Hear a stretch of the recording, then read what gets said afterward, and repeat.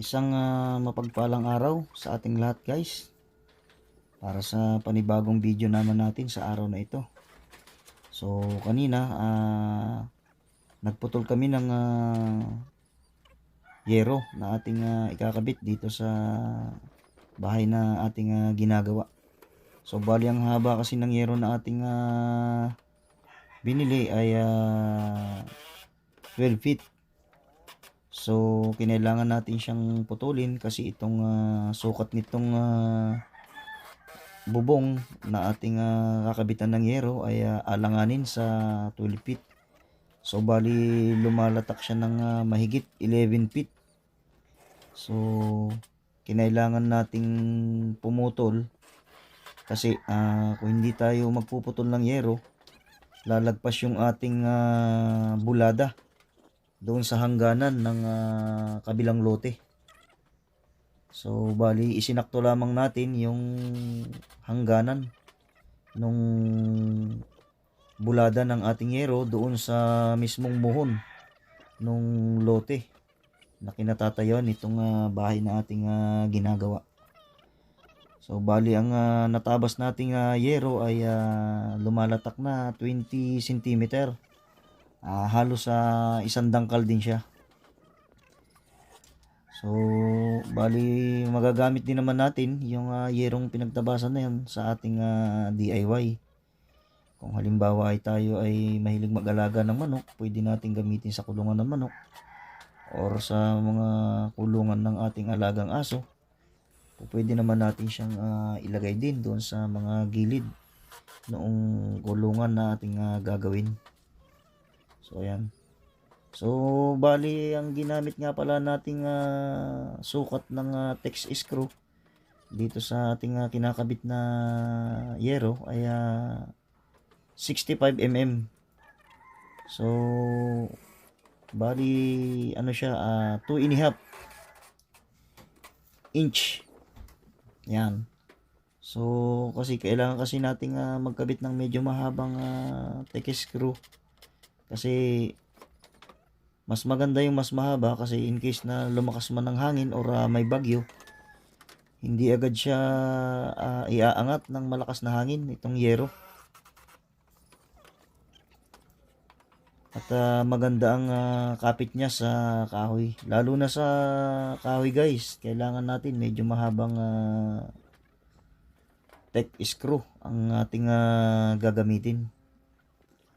So hindi ko lang alam kung anong sukat ng ginagamit naman ng ibang welder kapag sila ay gumagawa nito sa mga bakal.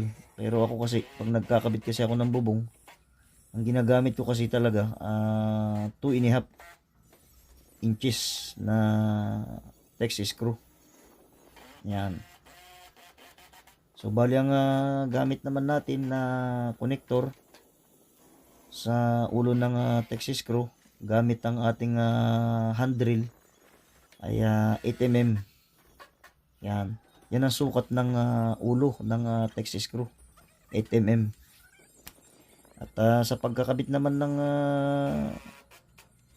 yero guys at sa paggamit ng text screw, kailangan na hawakan natin yung dulo ng text screw para hindi siya tumagilid or matanggal sa pagkakatusok. At kaunting alalay lang guys para hindi tayo masugat doon sa talim ng text screw.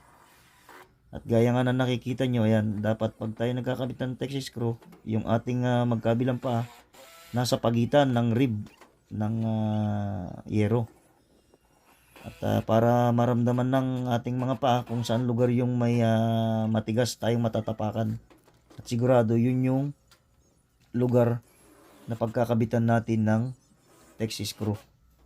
Yan. So bali alas 10 na ng umaga kami nakapagkabit ng yero dahil tayo'y nagputol pa ng yero. Yan, kung mapapansin nyo, halos matatapos na namin itong yero na aming kinakabit nitong aking helper. So bali dalawa nga lang pala kaming gumagawa nitong aking helper. So ayan, siya yung aking taga-video. Siya rin yung taga-abot ng mga tools na aking kakailanganin. Sobrang sipag ng aking helper na yan. Walang reklamo kahit anong aking iutos. Shoutout nga pala sa iyo, EJ. At maraming salamat at napakasipag mong bata ka. Sana mahabang panahon pa tayo magsama. Kung tayo man ay pala rin na makakuha ng kontrata. At maituro ko rin sa iyo lahat ng discarding akin nalalaman, karunungan sa paggawa ng bahay. So bali guys, ako naman ay hindi naman ako eksperto sa paggawa ng bahay. Itong nakikita nyo na aking ginagawa ay experience ko lamang din yan. Nung araw na ako ay kasagsagan pang nangungonstruction. So kailangan lang talaga mawido ka lang talaga sa trabaho para matuto ka ng trabahong skill. Ayan. At syempre kailangan talaga ng sipag at tiyaga para matutunan natin yung mga bagay na gusto nating matutunan. Alright. At ayan, napansin nyo guys, tapos na namin.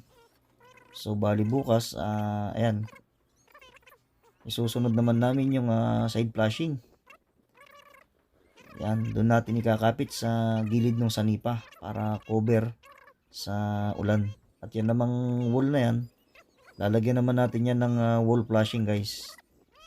Yan, kung mapapansin nyo guys, o diba? Pantay-pantay yung pagkabit ng ating yero, walang lubog or walang nakaumbok sa ibabaw.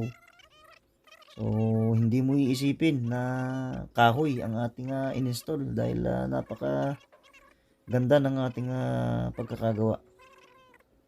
So, bali ang diskarte lang naman sa trabaho guys, wag natin masyadong mamadaliin.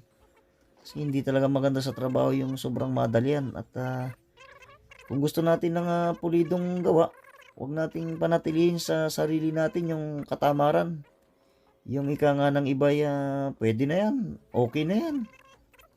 Wag ganun guys, hindi maganda ang magiging kakalabasan ng ating trabaho. Yan, tulad niya nakikita nyo guys, yan. So bali kahapon namin ginawa yung gutter na yan. Naggawa kami ng downspout. Naggawa kami ng hanger na pang-hold doon sa gutter. In-install namin kahapon dalawa ng aking helper. Tapos ngayon naman ay naikabit naman natin yung lahat ng hero dyan sa kabilang side ng bubong. So ayan guys, kung mapapansin nyo, natapos na natin. So bukas yan yung lalagyan nating side flashing. Yan, yung sanipa na yan, yung kahoy na yung nakikita na yan sa harap. Kakantuan ulit natin yan guys, yung side flashing na yan para magandang tignan. Konting kimbot na lang guys at matatapos na rin natin itong bubong. Yan. Kung mapapansin nyo guys, yan, yung mga kahoy natin ginawa, 2x2 yung parlina nyan. At yung rafter naman na pinagkapitan ng 2x2 ay D4 2x4. Yan. Yan nga palang lapad ng bulada ko na yun is 75 cm. Hindi kasi maganda yung masyadong malapad na bulada, kasi may tendency na kaya siyang siklatin ng hangin or baliin ng hangin pagka masyado malapad ang ating bulada. So ayan naman guys, kung mapapansin nyo yung rafter doon sa nakadikit sa wall, 2x5 naman yun. Nilakihan natin siya, yung pinagpapatungan ng 2x4. So ayan, kung makikita nyo, ayan, maganda rin yung pagkakalatag ng ating parlina at rafter dyan sa kabilang side. So bali ang haba nga pala nito guys ay 21 feet by 14 feet. Ang haba naman ng ating yero. So bali dun sa kabila 21 feet by 11 feet. So ito naman guys, pasilip ko naman tong kwarto. Yan. So kung mapapansin nyo, maganda din yung pagkakagawa nitong mga parlina. At yung nga palang dugtong na ginamit natin ay 105 cm. Mas maganda guys yung kung magdudugtong tayo ng kahoy sa parlina, mas maganda guys yung mahaba para mas matibay, mas maganda yung kapit niya sa pagdudugtungin natin ng mga kahoy. Kasi kung maiksi ang gagamitin natin, may tendency guys na pag natapakan natin, mababali agad. Mabibiyak siya doon sa pako, sa pinagpakuan natin. Yan, ganyan siya guys. O ito guys, at tayo palabas na. Yan. Ito yung labas bahay niya guys. So konting kimbot na lang at matatapos na ito.